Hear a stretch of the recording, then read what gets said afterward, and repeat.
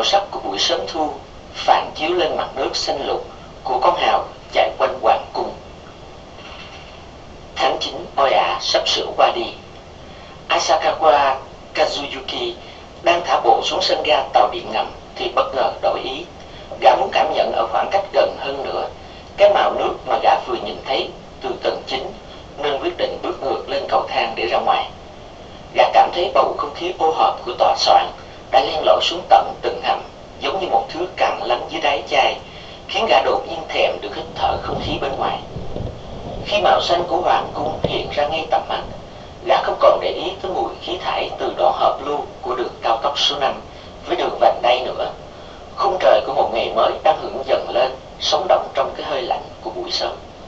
Mặc dù cơ thể bã quải vì phải thức trắng đêm, nhưng gã không thấy buồn ngủ lắm. Sự hưng phấn khi viết xong bản thảo như một thứ thuốc kích thích vừa độ, làm cho các tế bào não tỉnh táo. Đã 2 tuần nay, Asakawa chưa hề được nghỉ. Gã muốn dành hôm nay và ngày mai để xả hơi ở nhà. Lần này gã có thể nghỉ ngơi thật đàng hoàng, vì đây là mệnh lệnh của tổng biên tập. Một cách rất bản năng, gã giơ tay lên khi thấy chiếc xe taxi không có khách chạy từ phía Kudashita. Vé tàu điện ngầm tuyến Takahashi Shinbaba đã hết hạn từ 2 hôm trước, nhưng gã vẫn chưa mua vé mới.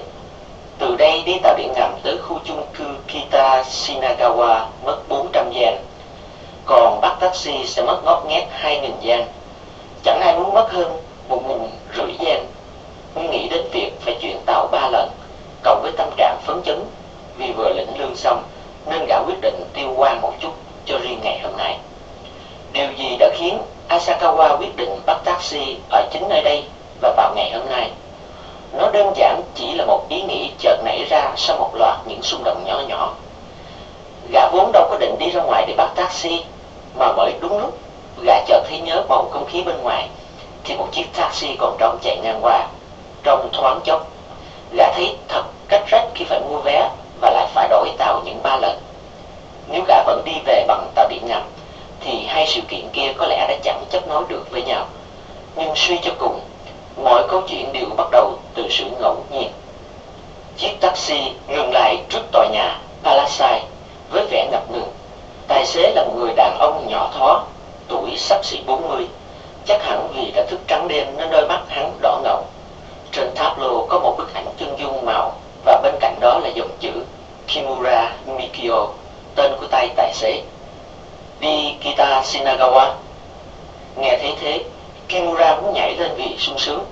Kita Shinagawa nằm quá bãi xe của công ty hắn ở Higashi Toganda một chút. Như thế là thuận đường về.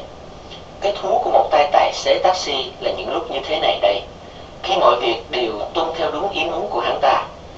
Kimakura bất chợt muốn trò chuyện. Anh đi lấy tin bây giờ đấy à?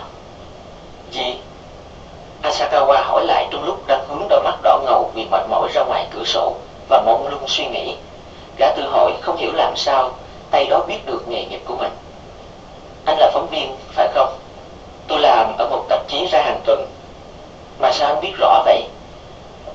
Gần 20 năm lái taxi đã cho Kimura cái khả năng có thể đoán biết được phần nào nghề nghiệp của khách đi xe dựa vào địa điểm lên xe, trang phục và cách ăn nói của người đó.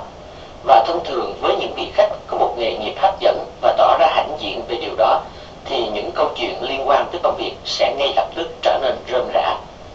Chà, anh vất vả quá nhỉ, mới sớm thế này. À không, mà là tôi về nhà. Ra là vậy, thế thì giống tôi rồi. Asakawa thường ngày chẳng mấy tự hào về công việc của mình, nhưng sáng nay khi mà lần đầu tiên bài báo của gã được lên khuôn, gã bỗng lấy lại được cái cảm giác thỏa mãn ấy. Cuối cùng thì gã cũng đã kết thúc loạt bài phóng sự của mình và nhận được kha khá những lời khen ngợi. Công việc có thú vị không anh? Cũng còn tùy, Asakawa trả lời qua loa. Cũng có lúc này lúc kia, nhưng bây giờ thì gã chẳng muốn trả lời thêm. Gã không hề quên thất bại cách đây 2 năm. Gã vẫn còn nhớ như in thất bại khi đó. Những vị thần mới thời hiện đại. Những hình ảnh đáng hổ thẹn khi gã vừa run rẩy vừa nói với tổng biên tập rằng gã không thể làm cái công việc đi lấy tin được nữa là hiện lên trước mắt. Sự im lặng diễn ra khá lâu. Xe chạy rất nhanh qua khúc cua ngay bên không hay là đường Kein số 1. Lộ trình sẽ khác nhau tùy theo người ta muốn đến chỗ nào của Kita Shinagawa. Đường Kein số 1 mà cho tôi xuống phía trước đường Shinbaba ấy. Đối với tài xế taxi, yên tâm nhất là khi biết được chính xác điểm đến của khách.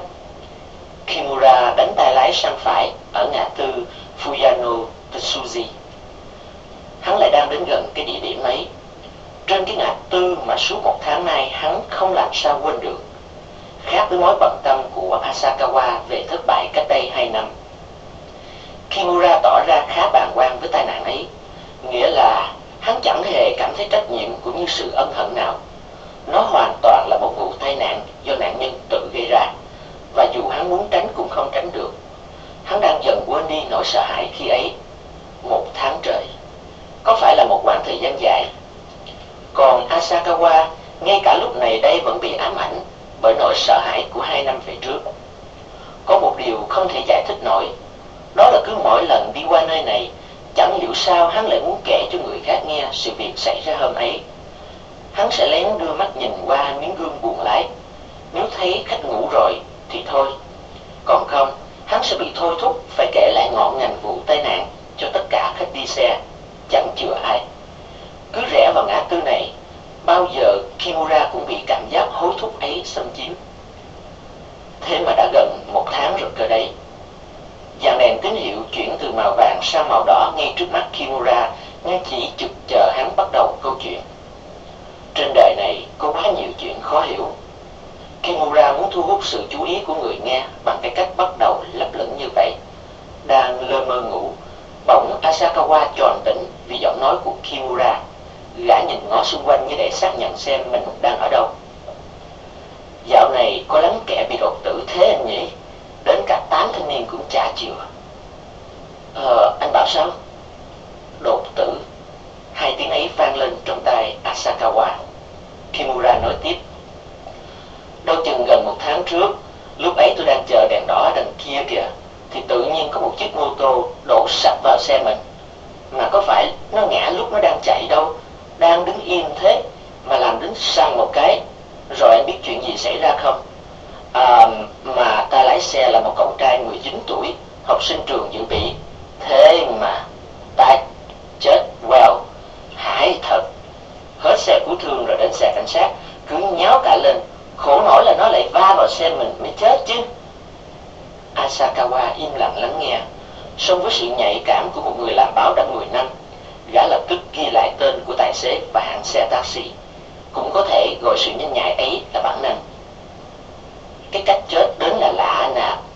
Tay thì cứ cố gỡ mãi cái mũ bảo hiểm, người thì nằm ngửa ra đấy mà giãy giụa. Tôi đi gọi xe cấp cứu về đến nơi thì đã thấy chết rồi. Hiện trường ở đâu? Asakawa đã tỉnh hẳn. Đó, ở đằng kia kìa. Kimura chỉ về phía bên kia vạch đường dành cho người đi bộ trước cửa ga.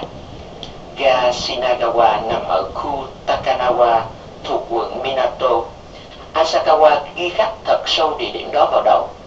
Nếu tai nạn xảy ra ở đấy thì sở cảnh sát Takanawa sẽ phụ trách về vụ này. Thế rồi rất nhanh, gã rà soát trong đầu mình xem đường dây nào có thể đưa gã xâm nhập vào nội bộ sở cảnh sát Takanawa. Thế mạnh của một hãng đưa tin lớn chính là ở chỗ này. Họ có mạng lưới tay trong ở khắp mọi lĩnh vực, và đôi khi khả năng thu thập thông tin của họ còn qua mặt cả cảnh sát. Thế nguyên nhân của cái chết là đột tử à? Chẳng cần biết có căn bệnh nào tên là đột tử hay không, Asakawa vội vã hỏi. Gã cũng chưa kịp nhận ra tại sao vụ tai nạn ấy lại khiến gã bận tâm. Rõ là khỉ gió. Xe tôi đang yên lành đậu ở đấy, không dưng hắn đổ nhào vào. Lỗi là tại hắn cả. Thế mà tôi lại phải viết tờ khai, rồi suýt chút nữa thì mất đứt suất bảo hiểm của mình cho hắn. Đúng là tai bay vạ gió. Anh có còn nhớ ngày giờ xảy ra tai nạn không? Xem kìa, nhà báo đã đánh hơi thấy một vụ án rồi ha. Có lẽ là ngày mùng 4 hay mùng 5 tháng 9 gì đó, đâu như vào khoảng 11 giờ đêm. Vừa dứt lời, quanh cảnh khi đó lại hiện lên trong óc Kimura mùi không khí tanh nồng, vũng dầu đen đặc rỉ dần về phía miệng cống thoát nước. Nó phản chiếu ánh đèn pha ô tô rồi biến thành những giọt chất lỏng sền sệt rơi xuống cống và biến mất không một tiếng động. Cơ quan cảnh giác của hắn trong giây lát bỗng tê liệt, và khuôn mặt của cậu thanh niên gối đầu lên chiếc mũ kia đang lộ đầy vẻ hãi hùng. Cậu ta sợ cái gì nhỉ? Đèn xanh. Kimura đạp xe. Hắn nghe thấy tiếng bút sột soạt ở ghế sau. Asakawa đang ghi lại câu chuyện. Kimura thấy buồn nôn.